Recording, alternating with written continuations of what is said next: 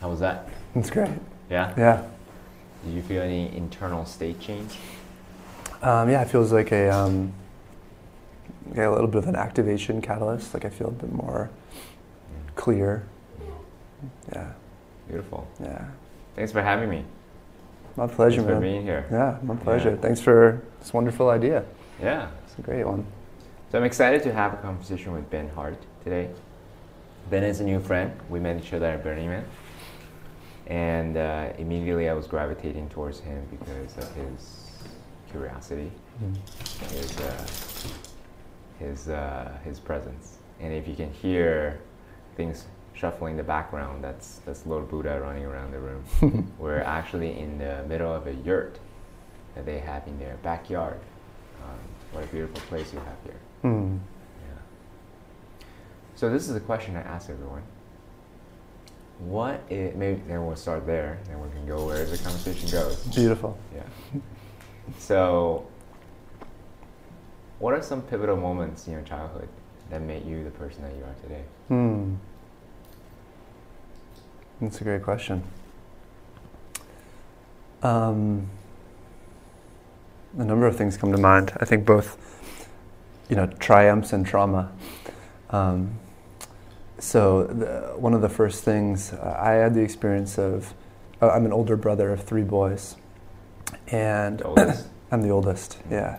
And so I think I grew up with a few things. One, I had 3.5 years on the planet with just myself and my parents. And there's a way that my parents were really clear on part of their purpose in life being to create a loving family. They came from lineages that had a lot of trauma, and they were very clear of it ends with us as much as it can. And so my first 3.5 years really templated unconditional love into my being in a really powerful way. That's not to say my parents didn't have their shadows and their issues, but I had 3.5 years of feeling like the center of the universe, and not in a way that created narcissism, but in a way that created a feeling of like being a held human being. And I think that was really important. And what I experienced as my brothers came into the world, I actually had the trauma that I mentioned, like a memory that comes up that I actually have on a home video was me. I was a very kind of loud, gregarious, self-expressed kid, and just like singing and dancing and like talking all the time. And I had an experience of my parents kind of shushing me so my brother could be on this video and could be center stage. And there's a way that it exemplified for me, and I talked about it with my parents, and they definitely agree that this occurred, is that there was a way that I was such an outgoing kid and such a confident kid, that there was a way that they kind of tried to squash me a little bit to give my brothers space. And I think that for a long time, the wound that I carried from that was that I take up too much space, and that it's not okay to be me fully. Like I got the message that I needed to change who I was to continue to receive love. And so that's been a really beautiful journey for me of what it is to just claim all that I am and trust the love and know that the love is here. That's a really interesting point. I think because I've done a lot of personal development work as well. And then in a lot of these seminars, you always hear people encourage the participants to go back to that primary relationships and see where the original wound is. Yeah. And everyone has them. I don't care who you are. Yeah. Right? But some people transcend from it, and some people dwell in it for decades, and they just couldn't, like they're like in their 60s and 70s, and they still complain about things happening. I mean, that's what it is, right? So the question I have is, how did you actually navigate that space with your parents? And how did you develop that self-awareness? Because I'm curious to know, because if I bring back my unaware days, I would probably push it aside. It's like, what's the big deal? Why dwell in the past, right? But now that I am a little bit more mature, I've come to really appreciate, the origin of the story, of the narrative, like where that came from. So curious to know how you navigated that space such that it's not a made wrong to your parents. At the same time, you also get to release, transcend from this trauma. Yeah, it's a great question. Right? Yeah, I mean, I think there's a number of factors there. I think one is just, the journey that we all go on, or that we all can go on, of moving our shadows, our pain, our wounds from something that we don't want to look at, something that we don't want to feel, something that we're pushing away, to slowly bringing it more and more into our awareness and more into our heart, truly. And I think of it as, and this comes from actually a teacher of mine in the Gene Keys work, of like allowing our shadows. Sorry, Gene Keys? The Gene Keys, which is Gene. And I'm happy to talk about that more as we go on. Yeah, it's I'm very curious. alive for me So these days. Put a placeholder there. Yeah. But just the notion of, allowing the wound and then learning to accept it and then actually learning to embrace it. And I feel like I've gotten that more and more deeply over the last, decade, but certainly over the last few years. And there's a way that for a lot of my life I was angry about it. And I don't think I was even aware of it. I was just numb to it, and, probably like different addictions I had in my life, whether it was drinking or porn or whatever the case may be, were ways to not feel the pain of, I feel like I can't be myself in the world. And certainly as we talk more about, who I am and what I'm interested in, my obsession has always been what's possible as a human. And so my path just naturally led me toward healing modalities and personal growth and spirituality and all these different things that necessitated me looking at what was going on in me, and so really brought the wound into awareness. But then to your piece around, not getting angry with the parents, I definitely think it's in that journey, it's learning to take responsibility for what I can take responsibility for, and certainly that includes going through anger, going through frustration, and going through forgiveness. But also to say I also have the added benefit that my parents have been very willing to do work on themselves. My mom's a psychoanalyst, and a one who is aware psychoanalyst, because I'm sure there's many psychoanalysts that aren't so great. And so I've seen my parents transform immensely over the last 30 years, and certainly the last 20, 10. Yeah, so that's helped as well. It's that they're different people than they were. What a blessing. How fortunate you were. Yeah, to be born into that family and giving love and having willing participants in the personal development journey. Because not every family, I know a few. I'm definitely aware of them as well.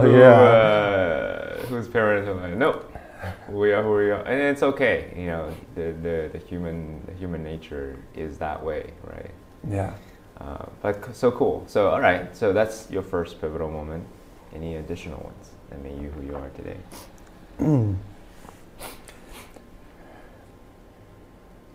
Well, there's many, but one now, I'll just speak to what arises in my consciousness as we're talking about this, is to this whole notion that I just mentioned of like being obsessed with human potential and what humanity is capable of.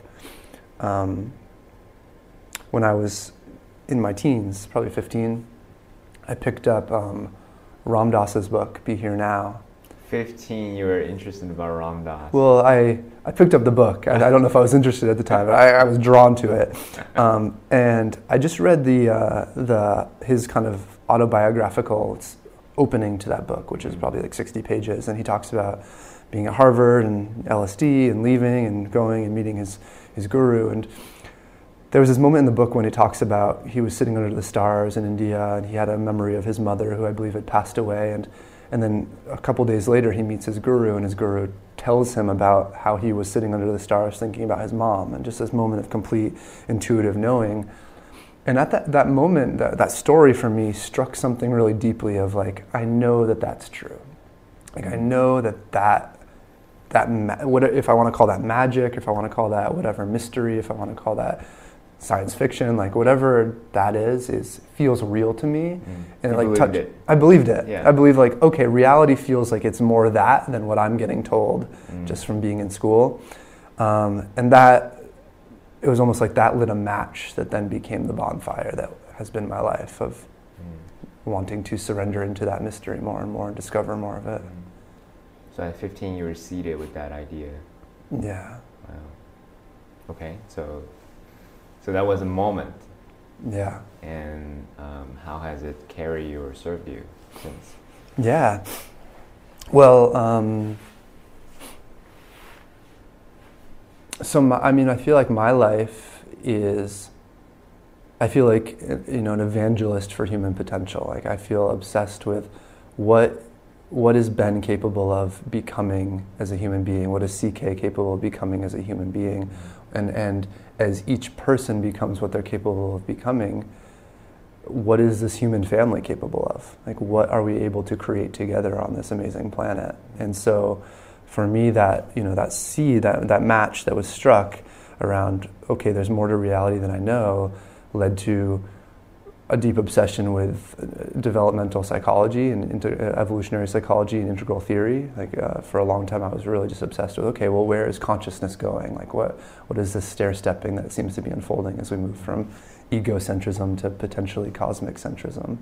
But then it was also just an obsession with meditation, and I got really into meditation and yoga around 19 and 820, and I got very obsessed with eco-villages and community living around the world because I was curious around what are new models for how humans can be. And you know, my work in the world has always been around transformative education.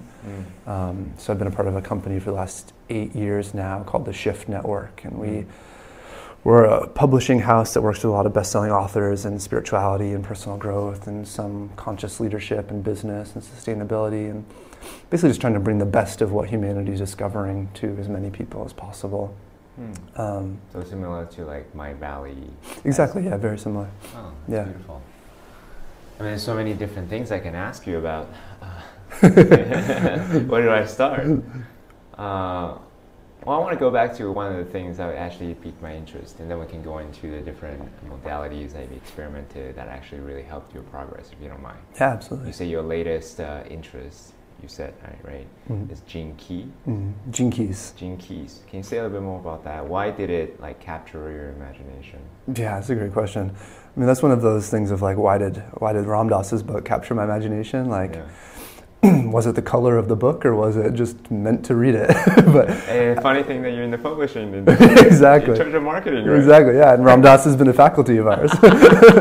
First looker, look at that. Totally. Well, that's the beauty of it. I just realizing, you know, I feel like over time now, realizing the perfection of every step. It's just all happening in a truly perfect way. But with the Gene Keys, you know, it's been around friends in our community actually for a while. I've had many people speak about it to me, and I got the book a few years ago, and I would open it up and I would read a bit, and I was like, oh, this doesn't resonate, and I would just put it back on the bookshelf. And I probably did that 3 or 4 times over 2 years. And then one day I was going on a trip to Bali actually, and I'll just say that it happened the day after I proposed to my now fiance. So it felt like almost like a chapter change in my life. And I had brought the book with me for whatever reason. I opened it up, and it was truly like drinking from the river of truth in a way that I never had with anything in my life. And I've, you know, been very obsessed almost with different teachers and different teachings and different times. But something about this resonated at a core level that I hadn't experienced before. And there's many things I could say about what it is, but for me, it's related to the I Ching, and it feels just like a transmission of truth that's slowly kind of massaging my consciousness to see more of the peace and the beauty and, you know, the aliveness that's available.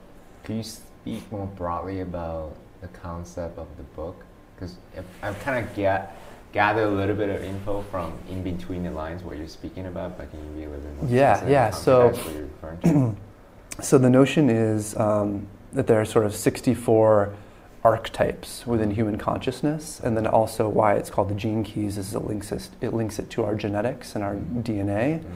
And, you know, I don't have a science background, so I hold the scientific part loosely, but the more I dive into it, the more it feels real to me. I feel like actually epigenetically it is transforming my genes as I change my attitude.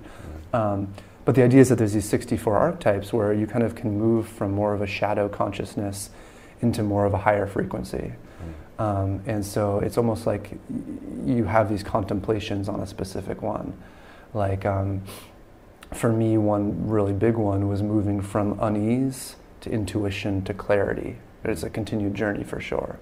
But the invitation with that one is like contemplating the idea that I'm constantly uneasy, that unease lives deeply in my being and deeply in my body, And, you know, like if I just go and sit for 30 minutes, not meditating, not doing anything, but just sit, there's a deep unease there. And I think most humans feel that. I can relate to that. Yeah. So. And what it is to begin to bring more and more awareness of that and more acceptance. And as I was saying before, what is it to allow that and then over time accept that and then over time truly embrace that unease? And what I found is that as I've embraced more of these kind of shadow frequencies, these ones that I often want to pull away from or don't look at, these higher frequencies start to come into play. So intuition, I feel like as I sit in the unease, I'm able to listen more deeply and my intuition comes online more. And then that potentially moves into just being clear, like more knowing. So there's a lot of archetypes like that they can, you know, take you through. And then the idea is that each one of us sort of has our own profile, like our own map to our journey that we can go on with each of these keys that unfolds our consciousness to higher frequencies. So it's very like there's esoteric sides to it, but there's also just very clear contemplations that have been deeply valuable that I recommend for everyone. Yeah. This past meditation retreat that I went on to, I got to really observe that unease. I call it neurosis, right? Because during the meditation process, which was really long, uncomfortable and all that, I was, I fidget. You know, I scratch it here, scratch it there. Like nobody knows but me, right? But I know because my inner stillness was disturbed, and that was a way for me to escape whatever is happening in that moment. And I realized, you know, all of a sudden I had this like inner disgust about my own humanness, because that's all those like fidget mannerisms are externalities of my inner unease. Yeah. And I was able to witness all of it. So my first reaction was disgust. Then I realized, how do I, you know, what you resist persist, right? Pushing a beach ball into the ocean, deeper you go, the moment you let go, lose that control, whatever that be, kaboom, it comes up. Can't escape it. Yeah. So the way to really transcend it is to embrace with love, right? How to accept all of my humanity rather than trying to avoid, trying to push it away. Yeah. Right? So thank you for sharing that. That's part of perfect modeling of it. Yeah, thank you. Human journey. So I'm actually curious because I'm very much a framework guy. I love frameworks, and I learned over the years also the limitation of frameworks as well. Because frameworks is an abstraction of this hugely complex universe.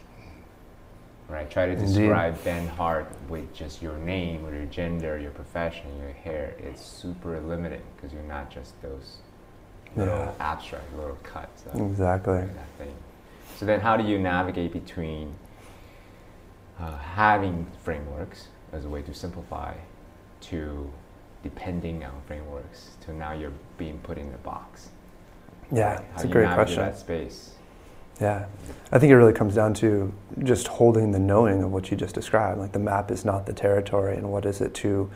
And I think I certainly went on a journey with that when I got deep into, you know, integral thinking and was, you know, obsessed with integral theory for a while, and that was certainly like fully melding with a map for a long time. You know, in my early 20s especially, and probably going through the pain of having to kind of dissemble from that, because I do think for a while I was just overlaying that on it to all of reality. And, you know, now in my 30s, you know, there's a deeper knowingness of not knowing, that no map has all the details, and that you know, I think that what I've noticed as time goes on is that in moments it's almost like those maps bring in insights that serve me, but it's no longer like I'm looking down at them as I'm walking through the world anymore. That they're there if I wanted to stop and like look out and reference something, but I don't even feel like I'm navigating by a map anymore, which feels really good. So if I'm hearing you right, what you're saying is these days you use it more like a way to kind of check your blind spots, so to speak. Yeah. Not as a way to literally use it as a map to navigate the world. navigate your path as a human being. Is that accurate? Yeah. I really love that analogy, the map is not territory. Because when I hear people using whatever modality they have, whether it be the Bible or the Quran or whatever, right? And they use it as like dogma. This is the truth.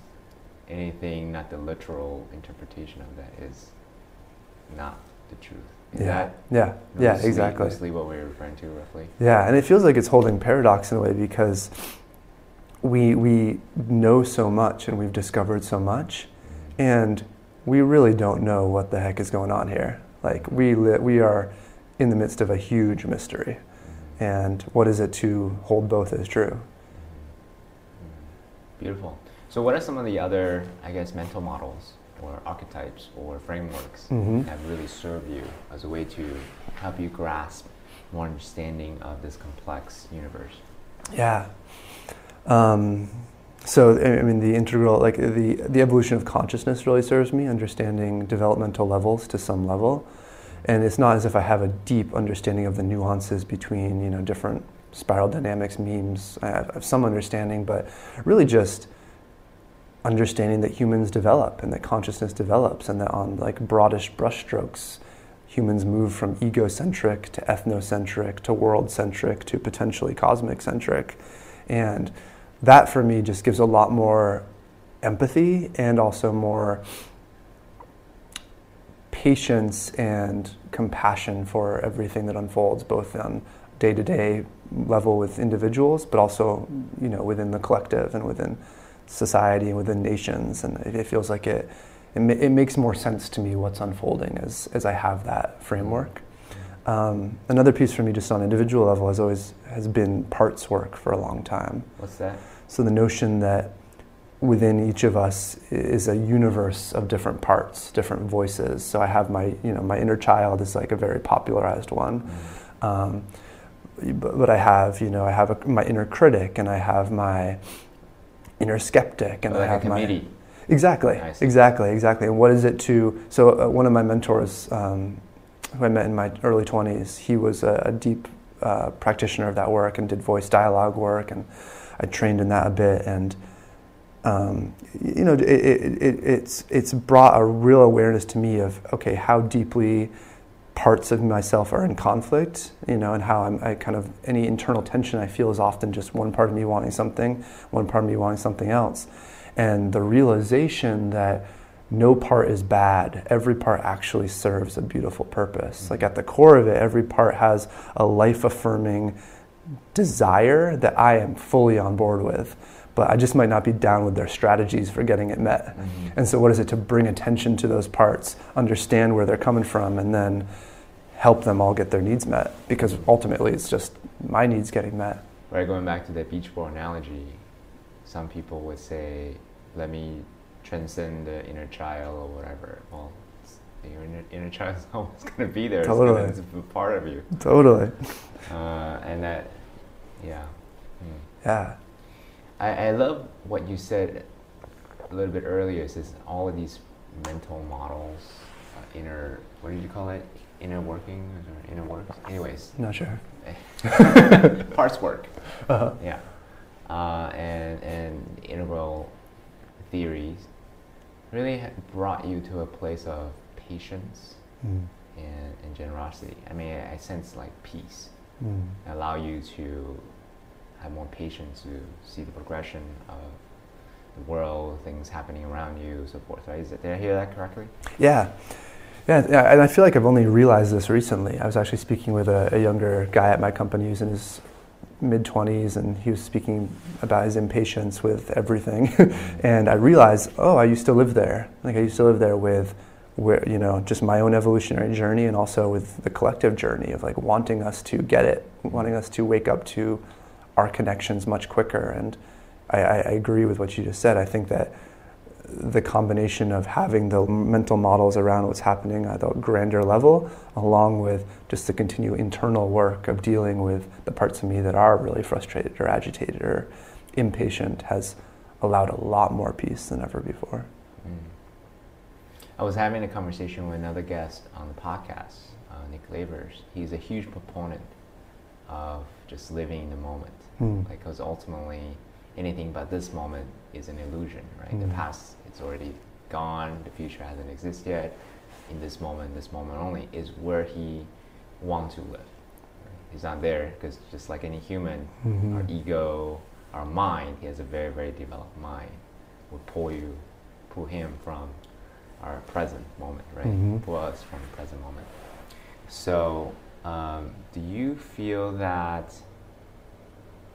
let's see, how do I articulate this question? Do you feel that having all of these, because these frameworks implies in a direction, a path,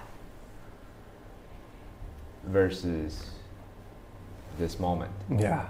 So once again, right, how do you grapple with, because if I hold on to these frameworks, is like over there, cosmic consciousness, way better than over here, egocentric or ethnocentric or whatever, right? Using the different terminologies. Because from my perspective, I want to get there quicker. So I'm like, let's use technology, let's help accelerate it, versus, hey, focus. And I don't know, I'm curious to know your thoughts. Like, yeah, you know what I'm yeah, I asking think that's a great inquiry. Yeah, yeah. And it's there's a lot of layers to it. So one thing, I completely agree that, or I don't even know if this is what Nick was saying necessarily, but I really do feel that we can only truly be committed to the present moment, because everything else is an abstraction.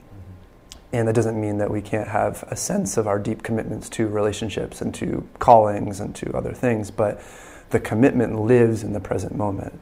And so what is it then to recognize that our life is truly an unfolding moment by moment by moment, all that exists is this present moment.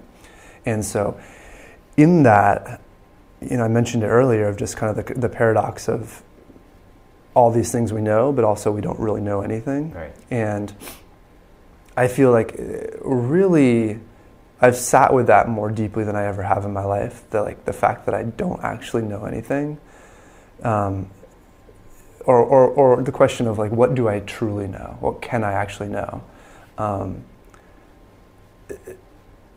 It creates a level of having to hold all the frameworks really lightly. The what? Having to hold all the frameworks very, very lightly. Lightly. Yeah. Gotcha. Yeah. Yeah, because there's research backing them, and there's all these things, there's all these reasons why, but I don't actually know where this is going. I have no idea where this conversation is going to go, let alone where the rest of my day is going to go, let alone where the collective is going over the next 10 years. And so, I'd be a fool to think I did. And so I don't know if that's getting at your question, but we can unpack it more. But those are the initial thoughts. I like what you said is focus on living the moment, but having an intention or a desire for futures to come. I think that's kind of what I gathered from your response. Did I capture that? Yeah, well, because I think in the moment there are authentic desires that live. There are authentic intentions that live in me. There are things that are pressing through that want to be birthed through me, through any human, I imagine. And so that as a part of being present in the moment, I'm aware of where this kind of my life force wants to go, and where my mind wants to go, where my heart wants to go. And so holding that, but as you're saying, holding it lightly, not knowing how it's truly going to unfold. So what is your heart wants to lead in this moment in your life? Yeah, that's a great question right now in my life. I've actually a lot has changed recently. So as you mentioned, we're sitting in a yurt right now on this piece of land. I live on this big piece of land in Marin with 8 adults and 4 kids who live here part-time. And I was living in the city for years in San Francisco. And so it's a big move that I just made with my fiance just a month or 2 ago to live here with all of these friends. And at the same time, my work in the world is changing radically. So I was leading the marketing team for our company for the last 5 years. And right before Burning Man, I handed my whole team away to someone on my team and basically kind of stepped into the unknown around it. So I'm still at the company, but I feel this new birthing happening for me. I really want to create media. I want to create, education has been my focus, and I want to pair that with media that really helps shift consciousness, helps people become who they're here to become. So, yeah. You know, when I ask people, what do you see the world needs right now most? Mm-hmm. I would think like 90% of people say education. Mm-hmm. So we have this recognition that education is so important. And a lot of people wanted to really invest their time, energy, resource, talents into education. Do you feel, what kind of education do you feel is the most transformative, I don't know what's even the word, important maybe, matters the most? Transformative is probably the best word. Right? The most transformative is to empower kids to live a thriving life. Mm-hmm. Yeah, it's a great question. I came from an academic background, so I'm I have strong opinions about how our current system don't work. Yeah. But I don't want to lead the witness, so I'm curious to know your thoughts. Like, what kind of education do you feel empower kids the most? Yeah. Given that you've been in the education industry for quite some time. Yeah.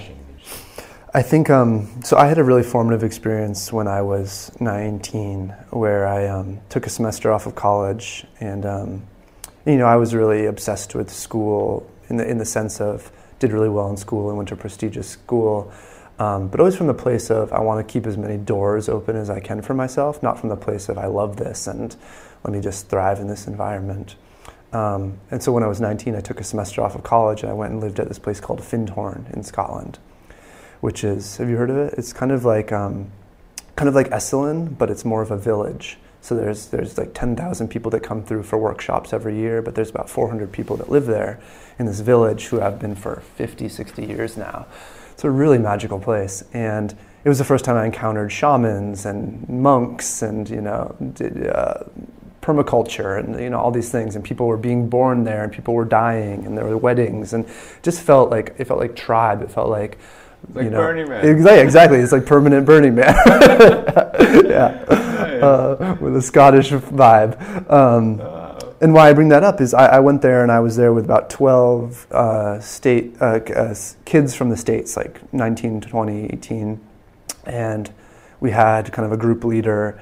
And one of the things that we did there was we would sit down every week and we would all share what was going on for us for 20 minutes. Like we would have a good amount of space to just share what was going on, and we'd go around the whole circle, and we would do that every 20 week. People. 20 kids. It was like 12 kids. 12, okay. Yeah, and the release that it was to get to share, because it was, we took classes there, and so it was slightly an academic environment, though it was much more kind of free form, but the opportunity to each of us show up and just be ourselves fully. It brought in a huge awareness for me of how stifling our normal education system is to people just being who they truly are. And what I realized as I reflected on it in the years following that was, I have a strong belief that humans are very similar to trees. We are similar to, we are living organisms that have the seed of who we're here to be within us, and that we are growing. Like we certainly education is here to help us and sculpt us, but it's not to mold our minds as much as the system believes. We truly have the seeds of our genius within us. And so one of the kind of principles or broad pillars in terms of your question for me is really how do we have education that supports somebody in being who they truly are. And so in discovering who they are and in doing exercise and experiential learning that helps them realize, I am different from that human being in these fundamental ways that make me unique and make me beautiful and that I can fan the flames of. And I feel like rather than, there's so much we could say about traditional education, but just the rigidity and the standardization, I think it really squelches the human spirit rather than each person discovering who they are and being able to support it. So is it informative learning, hey, I know you like music, here's a bunch of piano lessons, guitar lessons, whatever lessons, very still instructive? Or is it experiential learning, we're going to do this thing, everyone has a job? I'm giving you kind of examples. What kind of learning modalities are you referring to? Well, I think on probably on one level it's giving a wider range of education, like education not just meaning math and writing and history, but education meaning, as you just said, like music and kinesthetic intelligence and emotional intelligence, and what it is to like widen the frame of what we're supporting education around. Because being a human is so much more than the things that are taught in school, and being a happy human, being a thriving human, there's this so much that never gets talked about that I feel like is just becoming more of part of mainstream consciousness that would be so great for every child to be brought up thinking about and learning about and having opportunities to dive into. And then, as you're saying, I think as passions start to get stoked, but I haven't thought deeply enough about like when it would make sense developmentally and when it would make sense just in terms of supporting people around like when they identify they want to do something versus when we just keep giving them opportunities. But I do think that the experiential side is hugely important. So being able to go beyond just reading and talking about something. I mean, personally, I have a lot more questions about just exactly how to do that, because I'm actually personally very passionate about education. And since I'm also a product of our education system, and my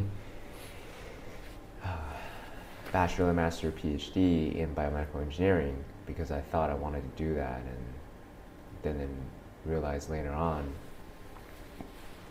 I like a part of that process, but I didn't actually like doing the work, the actual operations of discovery.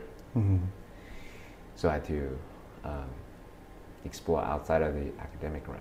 I discovered like landmark and all these other transformative education. That was more impactful for me than any of the stuff that I've done in the past. Although useful, right? And then entrepreneurship, learn a lot of new tools. And then meditation, and then spirituality.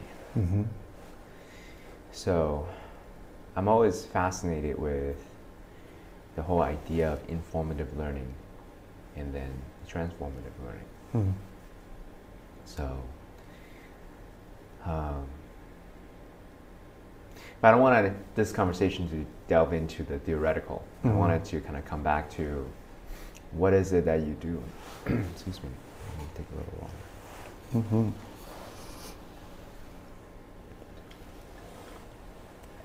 What is it that you do to keep yourself grounded, operating from your heart? And your last name? Yeah. Operating from your heart and also in combination with your mind, right? From my perspective, it's the yin and the yang. How do you hold that space of intentionality, but also this allowingness? So how do you do that? Yeah, navigating that space between stimulus and response. Because as we learn more, we have more tools. Between that stimulus and response, there's more and more space. We have more and more options. Yeah. So then, what is it that you do so that you can operate from your heart and use your mind as a tool? Yeah. Well, it's probably a cumulative thing over time, because I would say at this point I don't even really think much about the time between stimulus and response. It seems it's become more of a way of being, though there's certainly days when I'm stressed out and I think that I need to bring attention to that. So I'll speak about that in a moment. But I would say that over time, meditation and yoga and breath work and I've done tons of workshops like you just described, and I think they just, over time, they help us bring more attention to how are we in reaction to the world. Because that's what it feels like to me. It's like, am I in reaction to everything that's happening around me, or am I actually co-creating the moment? And for a long time, I've been in just reaction all the time. And that's beautiful and okay, and certainly I'm still in reaction in moments. But I think that the more, and there's a web of things that need to happen. I think there's just the physiological piece. Like for me, the yoga and meditation, breath work brought in just a physiological calming down in my system. And then it also brought in more of awareness, so I could kind of be the witness to what was occurring. But then there's also the piece that I was saying before around like parts work and kind of the emotional intelligence that comes in of knowing what the reaction I'm having is and how I can actually be with it in a way that is more serving to myself and that part and the whole environment. Do this daily, weekly, quarterly? At this point, I do yoga and meditation almost daily. So yeah, so those, like a discipline, like a ritual. So I have a daily morning practice that's changed a lot since I've come up here, and so I feel like I'm still getting the hang of what is my new situation now that I'm not in the city, and you know, there's a whole new. There's a lot more available to me now. But so I'll just speak to that real quickly. Is that every day I get outside, I go outside and I put my feet on the ground, and just it feels really important to have that connection to the earth for me, and feel that, you know, electromagnetically whatever it's doing. But I just feel it feels like it grounds me. And I do some body tapping, and it kind of wakes up all the meridians of my body, and you know, it's a quick 5-minute thing that has me feel alive. And then I normally go and do a quick yoga practice, and then I normally sit in meditation for a short while, like 15 minutes. Any specific kind of meditation? There's so many, right? There's so many, yeah. So I've sat Vipassana for a long time in my 20s, but over the last 8 years, I've been part of this energy medicine, for lack of a better way to speak about it, energy medicine intuitive school. And so my meditation practice has more been, I'd almost describe it like energetic hygiene, where basically I run energy through my being, and it feels like it kind of clears out a lot of the density and clears my mind. More of the mechanics, how you do that? Yeah, so there's a lot of nuance to it, but the broad brush strokes are basically that I allow energy from the earth to come up through the bottom of my body, and I allow energy from the sky to come down through the top of my head, and I move it through, kind of through my chest, through my legs, through my arms, and then kind of moving back out, back to the earth, back up to the sky. And so it almost is like just sitting in a channel of light. So in your mind's eye, energy is moving from the bottom up, and then from the top down, you're moving it to different parts of your body. Yeah.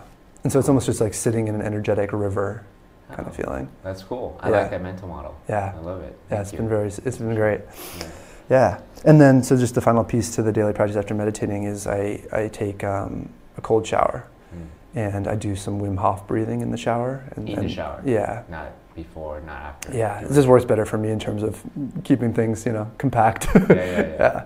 And then, you know, increasing my oxygenation and the cold is just, it's almost become like the foundation to my practice. Like that's the thing I would give away the least, that I would keep, if I could keep any piece.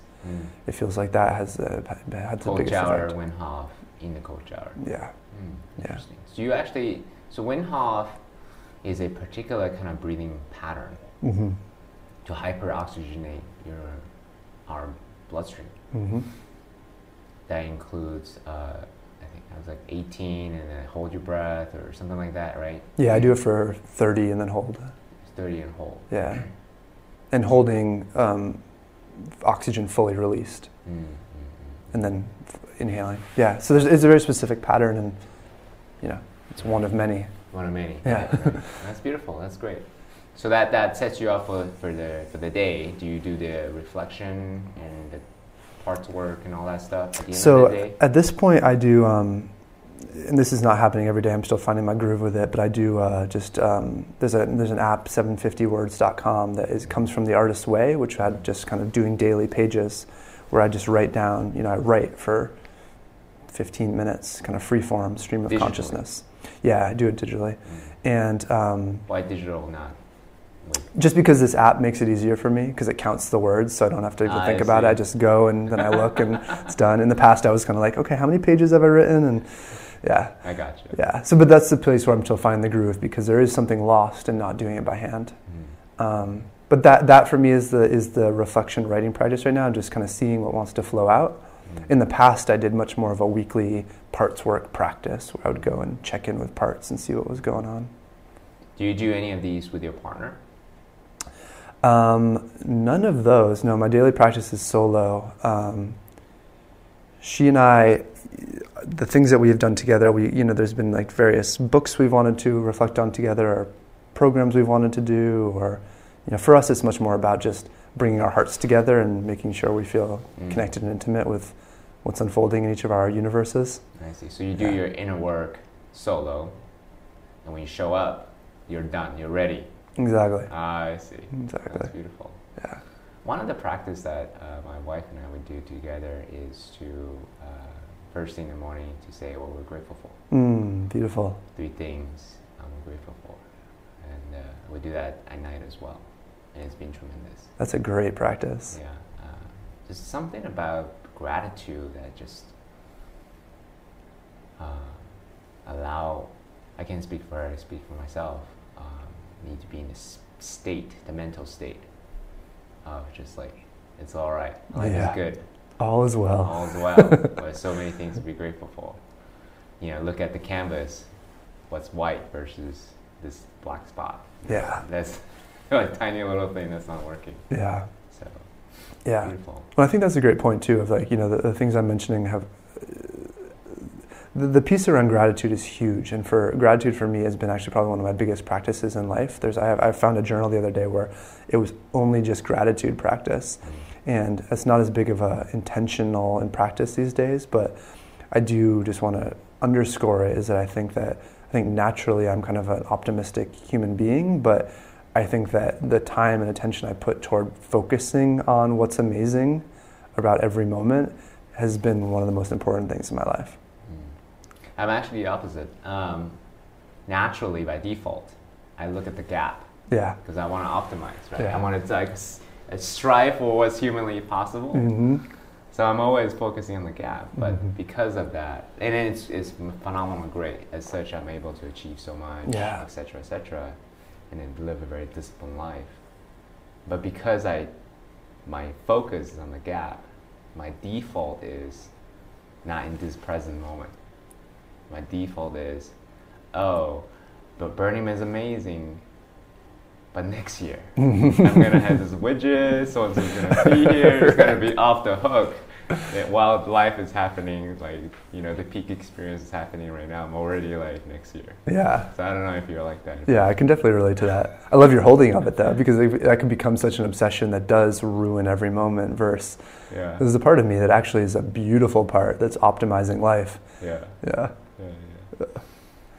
Yeah, I mean, to me, that's the thing that I'm constantly learning. I have to just, it's almost like as a mantra, like be here now, be here now, be here now, versus waiting till I got this widget, so and so is with me. Totally. I have a blanket. Then life will turn out. Yeah. So. What's helping you, like, as that process unfolds? What's helping you be? Like, how is it going? What do you feel like is? It's a journey, honestly. Yeah. I think one of the realization that I have, if I can, because I fidget, right? It's that I'm part of that human nature of unease. And over the years, I'm able to relax more and more, and then just like be versus like try to like touch this and fix that and the other thing. So just keeping that mantra there, just being here. And also another thing that really helped me a lot, gratitude for sure. Then the number one thing that moved the needle the most is as simple as, what are you grateful for? 3 things first in the morning. What are you grateful for? 3 things last thing at night. Everything else help calibrate, help benchmark. Like these peak experiences, Burning Man, you know, big retreats, meditation, whatever it may be, benchmark. But mantra. That's what I'm practicing right now. Nice. Yeah. So community, I'm actually curious to know about this because you conscientiously moved from the city to this beautiful estate, right? How do you curate the people surrounding you? Because there's a phrase we hear a lot. You know, the average, the 5 people that surround you, that you spend the most time with. How do you curate? Like, why are your best friends your best friends? Why are your housemates your housemates? Like, how did you select these beautiful human beings in your life? Yeah. Well, so I'm sure there are mental things that I'm doing, so that I can pull that apart. I also think it goes back to like what I said about the books and stuff. It's like, well, why exactly? Like, is it meant to be, or is it, is it because of the color of the pages, or whatever the case may be? But there's definitely a way that with everybody in my life, there's a way it comes down to, if we're talking about being in the moment, how do I feel in the moments when I'm with them, and how do I feel in the moments after I depart them? Meaning, am I filled up or am I drained? Mm-hmm. And that, I think that on the surface can sound like, well, a little superficial or a little simplistic, but what I actually mean by that doesn't mean that there are people in my life who I am supporting a lot and giving a lot to, and if there's an energetic give and take, but it's happening in a way that fills me. Like maybe it's calling forth some of my gifts that are wanting to be brought forward, or whatever the case may be. Or with other friends, there's more of an energetic exchange where they're giving to me a lot, but I can tell it fills them up, and I'm receiving their wisdom. And there's a way, though, that there feels like a real resonance. Like together we feel better. Together we feel like more. Together we feel like more, happy in the moment, and also more like it's like the being and becoming. We're becoming more of who we're here to be together. So to the piece around, like, some of my best friends are men I sit in men's group with. So 6 years ago or so, I was sitting in a circle, and a number of times I was sitting in the circle, and I was like, oh, this constellation of men wants to, like a group of the men that were in that circle want to be together more. And so I kind of called a men's group, and we've now met every month for 6 years. Oh, amazing. Yeah, it's been huge. We could definitely chat about that. Yeah. But then with, the group of people that I live with here are part of our wider community through Camp Mystic, and it's like deep values alignment, I believe. Like there's a deep value around, what this podcast is about, like what we're here doing our lives about. What is it to become who we're here to become? What is it to discover the best of what is human? And what is it to create a more perfect, more amazing world together?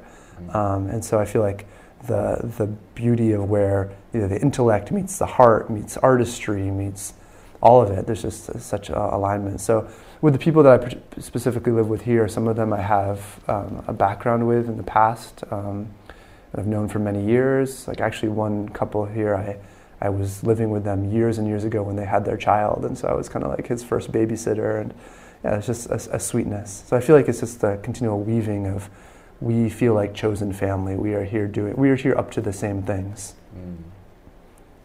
So what I hear is this inner knowing. You may or may not be able to explicitly say like, oh, here's the value of, I don't know, whatever, integrity or growth, or and it's that recognition of this inner knowing, like, hey, when I'm with them, we thrive together. 1 + 1 = 3 kind of a thing. Yeah, because I do think that, yeah, it's such an interesting thing when it comes down to inner knowing, because living in the Bay Area, there are countless people who share my values, and that's beautiful, and that's part of why I'm here, and I imagine you experience that in LA as well, to some level, but like there's a certain group of those people, there's just a knowing of, okay, we're the people who are supposed to be in closer proximity, we're the people who are supposed to weave our lives in this way. And so I could make up reasons about that, but it actually doesn't occur as a mental choice I'm making. It occurs more as just a bodily, heart, full being knowing of, okay, that's supposed to happen. Like, just choosing to live here, it wasn't as if didn't feel like a real decisive decision. It was actually, I was here on a 4th of July, for a 4th of July party. My partner was too, and I just had this feeling of like, I think we're supposed to live here soon. Just like, I like saw us in the bedroom that was there, that was open, and at the end of the party, my partner came up and said, I feel like we're supposed to live here, like completely independent of my thought. Oh, no kidding. And so it's just the kind of thing that, just drops in when the time is, it's intuitive knowing, and yeah. And I think that's like the value of a lot of these like meditation or yoga, this like cleaning of your own temple, so to speak. So allow these, I guess, messages, intuition, knowing, clarity, whatever you call it, to recognize that. Because they're always there. But Totally. when our brain is so noisy, when your body's in pain, it's just, you can't hear those whispers. Yeah. That's the way I would articulate it? Yeah, I think that's a beautiful way to articulate it. Actually, you're making me realize that the mentor I mentioned who was really into parts work, he travels around the world working with high-level CEOs and government ministers, helping them connect to their, what he calls higher guidance. This idea that, we all have messages that are coming through that we can hear. And for me, what I realized is the carrot of wanting to do the parts work was to have the guidance. Like, it wasn't like I was interested in more peace. Like, peace sounds all right, but it's not big enough carrot for me to do the parts work. But the parts work was so I could quiet the inner landscape down enough to hear some of this deeper messages that wanted to come through. And that's really been my experience of over time, as my inner being settles down more, and just as you're saying, there's always something available. Who's that teacher? His name's Tim Kelly. Tim Kelly. Oh, he's a CEO of Ideal? Is that the same guy or is it a different guy? It's a different guy. Okay, Yeah. Tim Kelly. Does he have a book? He does. Yeah, he has a book called True Purpose. Oh, great. Yeah. Okay, actually, I have read that book. Nice. Oh, that's beautiful. That's great. Thanks for sharing that. Yeah, my pleasure. It's a new reminder. What about career path? How have you used that inner guidance to help you pick, career? Yeah. Because a lot of people, they may have found their purpose in life. So in my case, right, I really wanted to dedicate my life, right, to empower people to raise their consciousness and alleviate suffering. Because I've been through that path. And it's not the material thing that's going to give you that deep sense of satisfaction. Yeah. Right. It's this, everything that we talked about so far. So how do you pick which projects to take on that's ultimately going to serve your highest good? Have you in the past? And then we can inquire about this. Doesn't need to have an answer, quote unquote, right? Just like, what's your answer right now? Yeah. Well, I think it's very similar to this piece around community. I went through a very challenging, probably more than 5 years of my 20s around career, because, I went to like a prestigious school and all my friends were leaving and, going to law school and, within a few years making tons of money and, I felt very, I went to Fintorn, as I mentioned, and that really awoke something in me that has been a thread that I've been following ever since. And what's that? What did it? Yeah, and it's hard to say, but it is the calling of the world I want to live in and what I want my life to be about. So when I was at Fintorn and I saw the shamans and I saw monks and I saw a new way of living and I saw these people leading workshops and I saw happier, more expressed, more human people than I'd ever seen in my life. I wanted to create more of that and I wanted to be in more of that. Yeah, you want to be a catalyst for something like that. Exactly. Okay. Exactly. And so for me, choosing career, I've chosen based things on that. So for a long time, I was kind of wandering, through life, not knowing what I was doing, and just had kind of random odd jobs, but was always around as many workshops and as many mentors and as many communities as I could possibly be as I was doing that. And so there's a lot I could say about that time, but there's basically at some point I got clear that I wanted to lead workshops. And so I sat down every day and visualized working for somebody who was making a lot of money leading workshops. And within 2 weeks met a man and became kind of his led his marketing and was almost like his executive assistant. And then within 6 months of doing that, I was like, oh, this is very lonely. I don't want to be a solopreneur. I want to work in a consciousness raising organization. Sat down and was visualizing every day in my meditations, and within 2 weeks I met the founder of the company I'm currently at, just as he was founding the company, and have been there ever since. And so I've been on a journey within that company of what's my particular expression of this work. But since then, it's clarified for me around the education and around the media. And now I'm in this kind of new journey of, I feel like I've stepped into the next level of what is my unique expression in this. And so I feel like a lot is changing and shifting, but it's similar to the community piece of. Can you say a little bit more about the mechanics, like concretize? Because I'm sure people are hearing it like, ooh, that's my visualization, 2 weeks, manifestation. Yeah, that's so cool. Yeah, well, and I how did you do think it has nothing to do with the visualization. I think it had more to do with the clarity of me just getting clear of what I wanted, and not from a place of I really want this because it will yada yada yada. More just like the deep longing of my heart wanted that because it felt true. And that's what I would encourage anyone to like really sit with, is just like what is true now and what feels aligned now. Because we don't, like, I have no idea where my life is going. I have no idea what my career is going to look like in 10 years. I have ideas, but I don't actually know. It comes down to that whole not knowing thing. So all I can really do is take the next aligned step. And so it's more just like, for me, it was always like aligning with, I know that this feels like the next true step to take. And so I would sit down and visualize that, which felt like the true next step. But it comes down to that paradox too, of not knowing what's actually going to be the best thing for us. And so holding an idea and being open to the universe. And that, that's the beautiful thing, I think, with being optimistic or being grateful or cultivating these things, is like, over time, I trust the universe more and more. I trust that, like, I have an idea of what wants to happen, but it might be way better than I can even imagine. Yeah, I feel there's a lot of peace at that. Right? Having that narrative, having that belief, right? The trust in the universe, trust yourself, trust the process. Yeah. And allowing for bigger things to happen. And can I say in that, I don't want to say that I don't want to paint that as positive, just like airy-fairy, like everything's wonderful, because what the next aligned step sometimes really sucked. And only looking back did I recognize how perfect it was. Whether it was a relationship falling apart or a job not coming through earlier in the journey. There were times when it was like, oh, it's really true to have to leave this, or it's really true to have to not take that job. And that did not feel good. That did not feel like the perfect thing.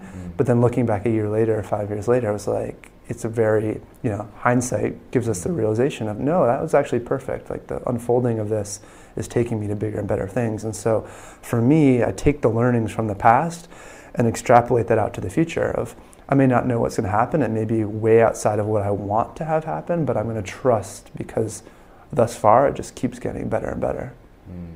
I love that. And bring back to the Vipassana experience. Part of the Vipassana experience is all about equanimity, right? Don't be craving for positive bodily sensations. Don't have aversions towards pain or sensations that you don't want, as an example. Because when you sit for that long of a time, numbness, pain is likely to happen. Will probably happen. Will happen. Yeah. But suffering comes when you try to say, all right, I don't want this numbness or pain or whatever. So similarly, life is a roller coaster and things will happen.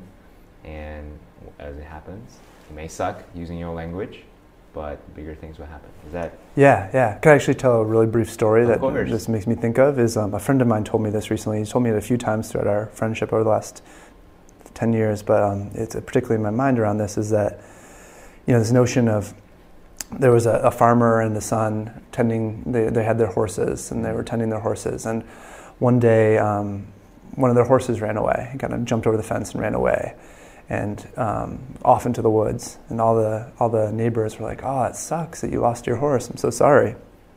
And the farmer's like, "Who knows? Who knows?" The next day, he sent the son off to find the horse, and he ran off into the woods and came back the next day with 20 horses. Like, the horse had found friends, and they all wanted to come back with him. And so they brought the horses back and put them in the pen. And so they had 20 new horses, and all the neighbors said, "Oh my God, it's so amazing. How wonderful that this turned out this way." And the farmer said, "Who knows? Who knows?" And the next day, the son was on one of the horses, and he's trying to tame it, trying to put a saddle on it, and he got thrown, and he broke his back, and he couldn't walk anymore. And all the neighbors are saying, "Oh my gosh, I'm so sorry. This is awful. What a tragedy." And the father says, "Who knows? Who knows?"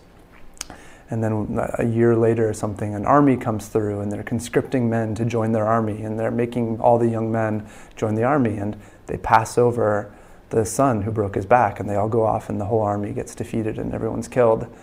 And it goes on and on and on. We don't know if things are good or bad. We're making meaning about them all the time, but who knows where it's actually leading. And so what it is to bring that lightness to it, of I can make up stories about it, but really I'm just going to trust the unfolding of it, and that who knows. Yeah. I love this story. Thank you for sharing. You can tell it so well. Thanks. But in that moment, right, when someone in your life is hurt, or even happened to you, or in pain, it's really challenging to remember that. Who knows? Something better is going to unfold. Yeah. Who knows? Absolutely. Because there's always that, so many options we can take. Maybe I could have not taken the horse. Maybe that particular horse was terrible. Yeah. And it's the what if game is the torment. Yeah. I would love it for myself at the end of my life if I can say, honestly, I have no regrets.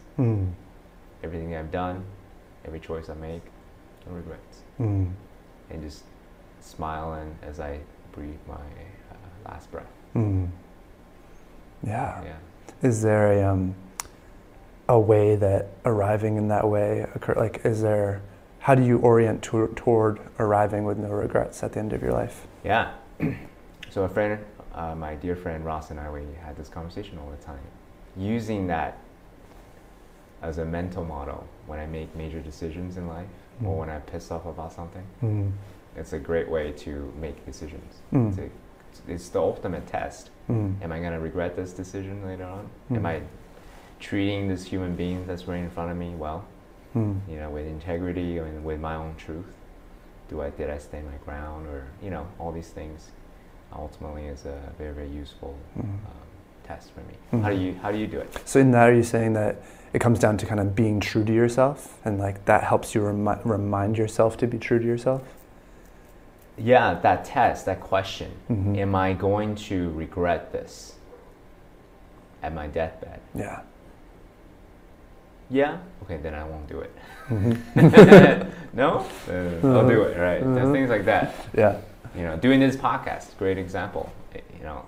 At the end of the day, actually, this is my second podcast. I started a podcast some time ago called Entrepreneurs on Purpose, and I stopped after episode 8 or something because I was so attached to the outcome. Oh, there's no audience, no one's caring. It's like when you speak into the ethers after you pour your heart and effort into something, it's very disheartening. Then I had a mental shift. My friend Inting was beautiful in my first guest.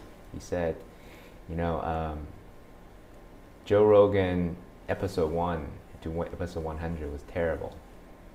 Yeah. But he's at episode 1000 right now. Right. And he's amazing. Yeah. He interviewed Elon Musk and able to go wherever he goes and make people feel whatever way he feels. Just an expert interviewer. Yeah. And at the end of the day, I realized this for me. Even if I have all the money in the world, I will still do, and even if no one listens to this, which I don't think, right? I will still do this because I really enjoy hanging out with cool guys. We can turn this thing off and just keep talking. Yeah, hanging out with cool guys, having cool conversations about what it means to be a human being, what it means to be a good person, what it means to have self-mastery, what it means to live a meaningful life, what it means to take all the talents and gifts that we have to share with the world. So we just happen to have a recorder on, that's all. That's my mental model shift for me. That's beautiful. Yeah. How do you do it? How do you make sure that at the end of your life, you can say, that was a great fucking life? Yeah. Death. Death is the way that I do that, meaning I feel naturally kind of obsessed with death, but it feels like the tool that allows me to live. And this is a cliche on many levels, but it's a cliche for a reason, that through truly knowing, recognizing, embracing that I am going to die, it allows me to live that much more fully. And And so in terms of, I don't know if I necessarily use it around decision making of like, do I not or do I, but more around boldness of like the things that feel true for me, I'm going to do them boldly. I'm going to do them truly. I'm going to do them courageously because there's nothing to lose. Like on one level, I've already lost everything. I will lose everything. And so if I bring that into the now, like, what is it to move through life knowing I've already lost everything? Yeah. Yeah. What a mental model. Yeah, it's huge. It actually, I had a really powerful experience around it when I was falling in love with my fiancée. Is that as I was in the process of falling in love with her, I found myself crying a lot. And it felt almost like my heart was breaking open because I was recognizing that as I was falling in love with her, I was going to lose her. Like I was aware of the death of our relationship, whether it was breaking up at some point or her dying or me dying. At some point I was going to lose her. And it made the love so much thicker. It made every moment so much better. And it actually feels like one of the deepest gifts of my life is that when I still look at her, it's present for me. And I may not think about it, but it's viscerally present. Is that any time I get to look at her face is a gift. The impermanence of it all. Yeah. I think it was the ancient Greeks, right? The Stoics, when they will give each other gifts of like a skeleton. So good. To remember memento mori, right? Yeah. You're gonna die at any day. Do you have anything like that to remind yourself of this impermanence? So for me, I have this countdown clock on my browser. It just counts down of the time, how much time I have left. It's like with an average of like when you might die. Right, exactly. Yeah. And then people are like, "Whoa, this is like way too intense." Even my wife is like, I so appreciate that. Yeah, I actually heard about a wristwatch that had that, and I was thinking about getting it. Oh, really? Yeah. Oh, no kidding. So do you have anything like I that actually don't. to remind yourself of this impermanence? Because when you're in the moment of like anger or whatever it may be, something that triggers you, when you're in that moment of, well, you forget. Then that thing, whatever that you're angry about, becomes the main focus versus this like beautiful unfolding, all of that. So yeah, I don't have any talisman or object that does that for me. My experience of it is kind of noticing it all around me. Like right now the leaves are falling, and so there's like ways that I catch that, or like right now I have some gray hair coming in for the first time and I catch that, or right now the Sonoma fires are happening just north of us, and realizing that it's all, a lot is being burned down right now. And so for me, it shows up just in like the little moments of the day when I notice death, or I notice aging, or I notice change. But I love the thought of having kind of more of an object that's on my altar, on my desk, on my browser. Yeah. What do you feel about people's reaction or potential reaction to the piece around death? Yeah. Because that's actually an interesting thing. Yeah. For me, so I developed this deck of cards. I call it Conversation as a Craft. Because I feel that most people don't have, they talk very like, hey, how was your day? What did you do this weekend? And it's okay to do that, but I wanted to like dive deep, right? So I have these cards that I can hand out to guests and I can actually ask questions that matter. Nice. And one of the card question is around death. And some people's reaction is like, oh, no, let's not talk about that. Like, I don't want to talk about it. It's so sensitive. So they're sensitive about it. So how do you feel about people's reaction? How do you interact with people's reaction on death? Yeah. For some people, it's super morbid. Super morbid, yeah. I think for a while that was really painful for me. And now I just have compassion around it. Because what I think what I've experienced in it has been that, with anything in life, if I go toward it, it opens up into more beauty. Like it actually offers more if I don't go away from it. When I pull away from something, when I don't want to look at it, it persists, as we said before. And so I always felt like, I think I first felt frustration with folks, and then I felt more just like sad for them of there's actually a lot of gifts here if we go toward the fact that we're going to die. We become more present, all these things. And I completely understand that death is terrifying. We actually don't know what's happening. You know, we don't like we're going to lose everything is a heartbreaking truth. And I can completely understand that of anything, not wanting to have to look at that. So I think over time, as I've just become more intimate with myself, I just have compassion and can understand. So on that note, I want to be cognizant of time. You're good? I'm good. Okay, cool. You want to do a little sananga and then we can wrap? That'd be great. Okay. Yeah. Whew.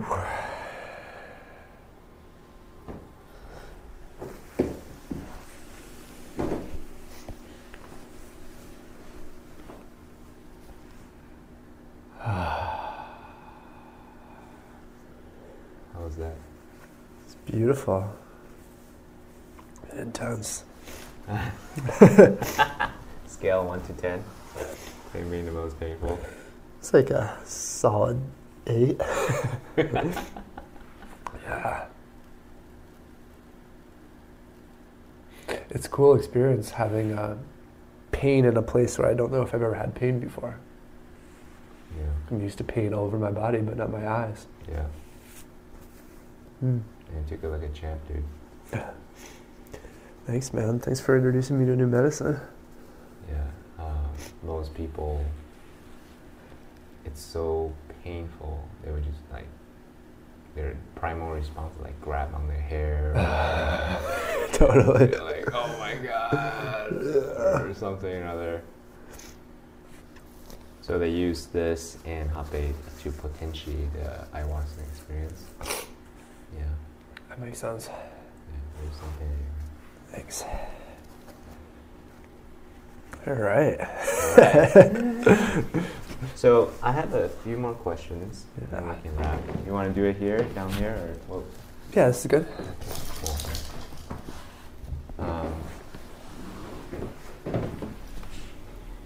So we didn't actually ask the question yet, what it means to be a man in modern times. We talked a lot about the individual. So do you have any opinions about masculinity, healthy masculine, or what it means to be a man in modern times?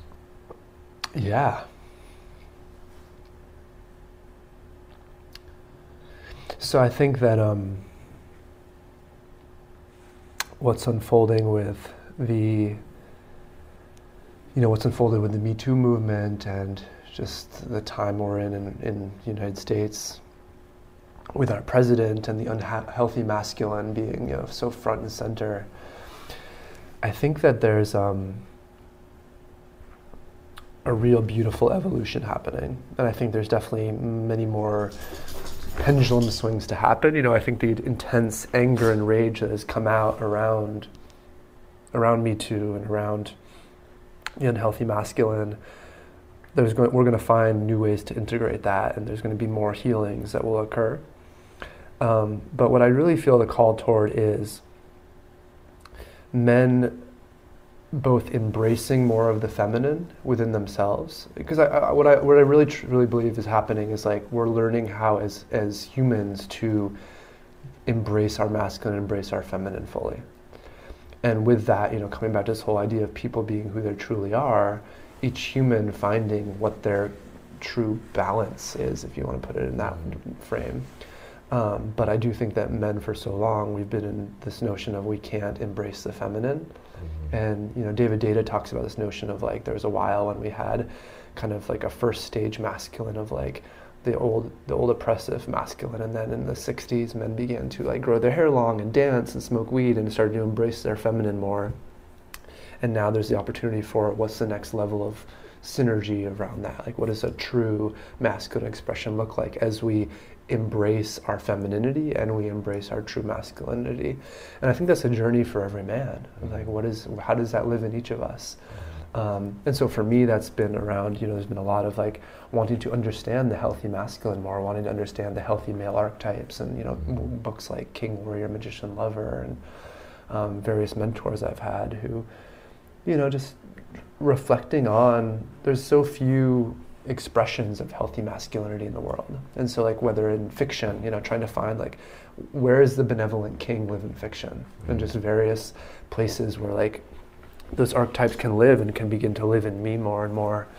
But what I've found is that if I go in one direction too much, like if I focus just on my masculinity too much, it's actually like not serving me. I need to continue to really dig through my feminine as well and find the ways to deepen in both. Yeah. I love the mental model of the yin and the yang. Mm-hmm. There is masculine and feminine within each of us. Yeah. So part of this podcast is have men talking about what it means to be men in modern times. So some of my female friends are asking me, why only focusing on men? Well, because I'm a man, I want to be a better father, brother, son, friend. So therefore, and I can only come from a masculine perspective. I have no idea what's it like to be a female, gender woman in this lifetime anyway. So yeah, to have that harmonious point in the yin and the yang, and the only person that can help navigate that space is oneself. It's not no one else from the outside can tell you, hey Ben, you're not being so-and-so masculine or so-and-so feminine today. I'm not you. I don't know what's it like to be within you. So, so curious, because you actually mentioned about fiction or non-fiction examples of this role model, this model. Have you come across any, is there anyone at all who you're like, oh yeah, this is a pretty healthy expression of men?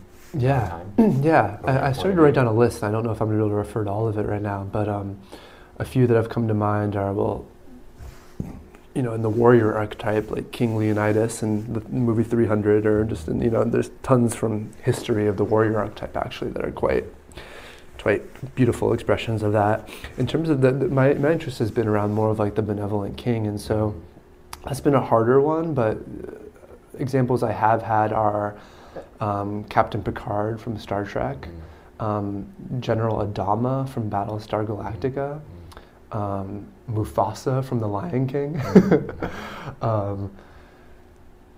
Those are the ones that are top of mind in this moment. And there's some beautiful ones from fiction. There's this beautiful fiction series called Red Rising. That's a beautiful, it's a kind of a boy to man story that has a lot of powerful male archetypes in it. Have to check it out. It's a good one. You recommend it? I highly recommend it. Yeah, me and my brothers around here have been geeking out on that over the last few years. Red Rising. Yeah. Right, have to check it out. Yeah. What about adversity? Because we just experienced something that's painful, Yeah. right? Some people may call it from a different angle. Man, you guys are masochists. In some degree, yeah, I would say so. But in some degree, I like to look at it from hey, these are opportunities for growth. So I'd like to actually just meditate with these medicines, right? Hape or something like these things. Or even like a Spartan race as an example. Yeah, right? that's what came to my mind as you were saying that. Yeah. So what do you think about adversity or self-imposed adversity as an example? Yeah, I completely agree with what you're saying. I think it's huge. I think it's the crucibles through which we meet ourselves more deeply. It's whether it's a little thing like doing a medicine that lasts 30 seconds, or whether it's a full day Spartan race, or whether it's going out in the woods. And there were times in my life when I would go out in the woods and just fast for 3 days on water and just read and be off in the woods and just like by yourself. Yeah, just off myself. Wow. Just trying to I think it's all just meeting ourselves more deeply, and adversity is a beautiful way to do that. And there's a lot to be said for how to do it, and these are the safe ways, and ways that don't. So yeah, go ahead. Yeah. If you can extrapolate a little bit more, like how do you do it safely, and how do you do it not from the place of like self-indulgence? Because when you're self-indulgent, then it's masochistic, right? Whatever. You have to put a label on it. But if you do it with the intention of, that's at least the way I justify it, right? Do it with the intention for growth, then hell yeah, it's worth it. Yeah, so. Exactly. Well, I think the way you just held the Sananga of asking me to set an intention before doing so, I think that having clarity of intent is what is so important, because as you're saying, it can become self-indulgent, it can become just a should or whatever the case may be. But I do think that anything like that, if we're coming to it with a very clear intent, then it's like a one of my mentors is part of Native American church, and this whole idea of like living in your prayer. It's like making it in prayer, which is like making an intention, and then walking within it and allowing it to manifest. And I feel like that's how I approach adversity is, why adversity, if it's self-imposed, certainly life brings us adversity that I never called forth. And then actually, as I'm saying this, I realize it's like coming back to the clarity of intent is really important then too, when life brings us adversity.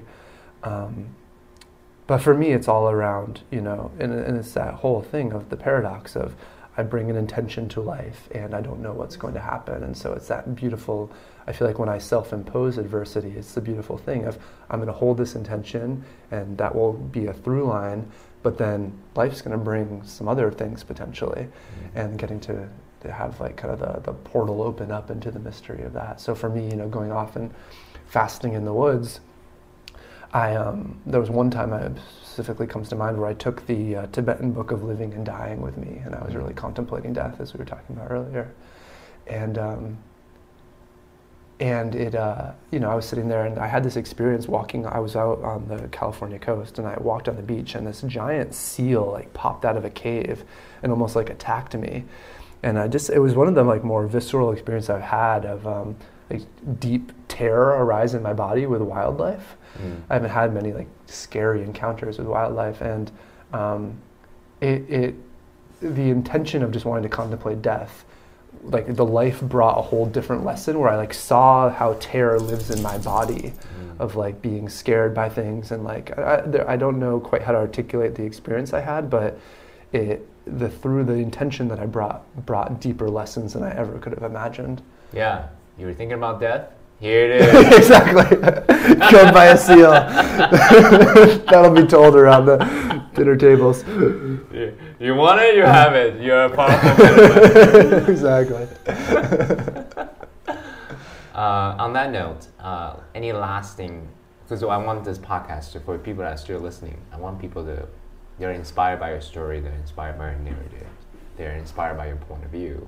What's one tactical thing they can take on to try on living in adversity or contemplating death or whatever it may be that you have for them? Yeah. So try this on for size. This one